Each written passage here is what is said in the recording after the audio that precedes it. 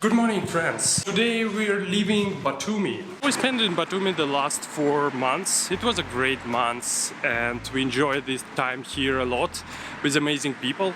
But it's time to leave and we quite missed Tbilisi, to be honest. So we rent a car and we're going on a road trip from Tbilisi to Batumi. So the goal is simply to reach Tbilisi, but we also stay one night in Borjomi and explore this little town, and we also have a few stops on the way. Let's go! We get used to some of the dogs in Batumi. Some of them even didn't want to let us go. The first part of the road was going along the coast, the same way as we drove to Mtskheta. By the way, if you haven't seen my video about the trip to Svaneti and Mtskheta, I'll leave a link in the description. So we just got a full tank of gas and it costs 120 lari for 95 gas, which is called premium gas here in Georgia, which is suitable for Honda Prius we rented out. After Ureki, the road turns toward the center of the country, leading you to the capital of Emirati region, Kutaisi.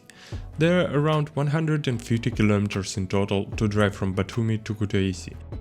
We reached Kutaisi, I think like half an hour ago, and we had some Emiratian Khachapuri because Kutaisi is the capital of Emirati. It was fine, nothing really like super special, but it was pretty good, crusty on the top, and the cheese was a little bit salty.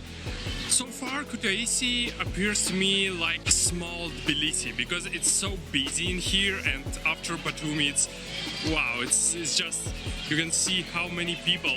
We are in the city park. The people are everywhere. I'm not sure if it's because the first day of the summer today, it's 1st of June, but yeah, it's insane. I didn't expect it. I thought it's gonna be like small town with more like a calm vibe, but no, it's not the case at all. We wanna walk around a little bit, show you around, and get back on the road and head towards Borjomi. After walking around a little bit, I can say it's, apart from the feeling of Tbilisi, it also has its problems. The cars are everywhere. You can see that the city was built for cars. Lack of sidewalks and cars are everywhere and you're mostly going through them.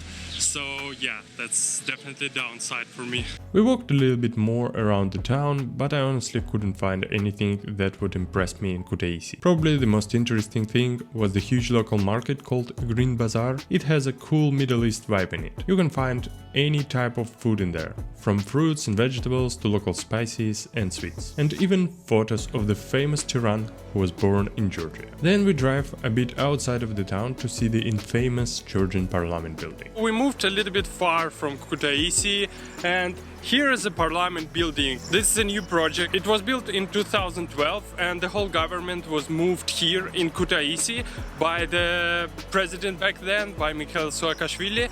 But then in 2019 the government changed and the current ruling party, Georgian Dream, moved all the government back to the Tbilisi, which is why this building basically abandoned, and the whole territory here actually looks empty and there's even like grass everywhere, so kind of looks sad because the building is pretty cool. It was actually built by Spanish architecture Alberto Domingo, who is like authored a number of buildings around the world, including the Azbuka Tower in Batumi, for example. Yeah, it looks really modern. I wish the parliament was here and it wasn't abandoned like this. So I wanted to get a few drone footage of the building, but unfortunately there are some people inside working and the guard said there's forbidden to fly here, so no drone shoots of this building for me. We hit the road again to our last destination for the first day, Borjomi. It's another 125 kilometers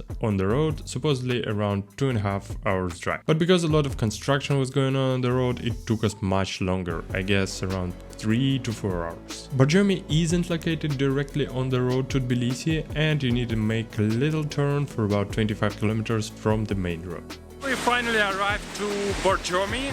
To be honest, the road wasn't the best. It's not the surface of the road, it's fine, but there's a lot of constructions on the road somewhere from Kutaisi to Borjomi, and you need to constantly slow down and you're basically going forward on the speed like 40 or 50 kilometers per hour. the whole time, and the construction is everywhere, so you need to be careful. They're actually building a new tunnel. It's a really big project. They're planning to increase the road from Batumi to Tbilisi on several hours, so it's a great project, but I think from the look of it, it's gonna take several more years.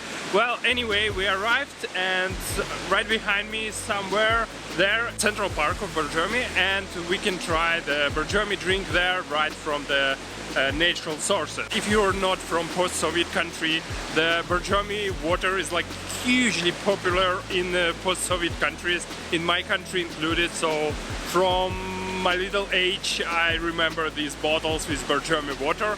But many people said on the internet that here is a bit different. It's with a sulfite taste of it, because in the bottles they take it off to sell it better. So let's go try it. We've got into park, and you see there's like this dome, and you can get the water right inside. It's coming from the small cranes, and yeah, you can fill out whatever bottles you have, or just buy plastic bottles here. Let's try it out.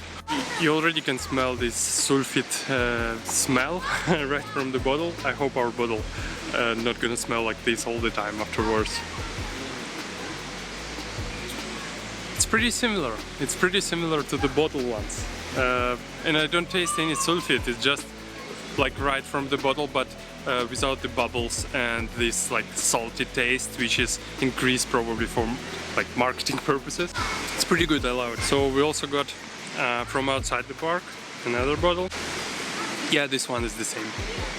This one is a little bit colder, this one is warm. Inside the park it's probably warmer than outside. It's really dark right now, so sorry about that. Tomorrow morning we're planning to go to sulfite baths, to sulfite pools, which I think basically the same water, but you can jump right into it. We're going at 7 AM because we arrived today too late and they closed at 7 PM, and we're going tomorrow morning. So see you tomorrow morning.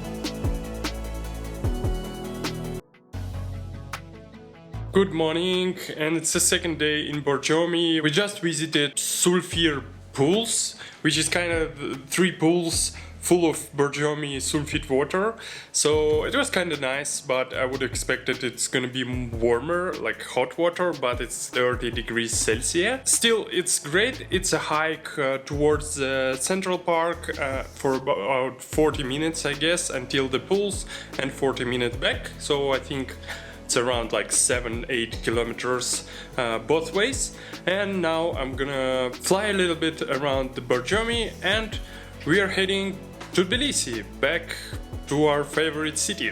After a pleasant night in Borjomi, we get back on the road. It's 120 more kilometers from Borjomi to Tbilisi, but 20 minutes before the main city you can visit another popular place called Mtskheta. Mtskheta is one of the Georgia's oldest towns, founded in 5th century BC. One of the most interesting attractions here is the old town.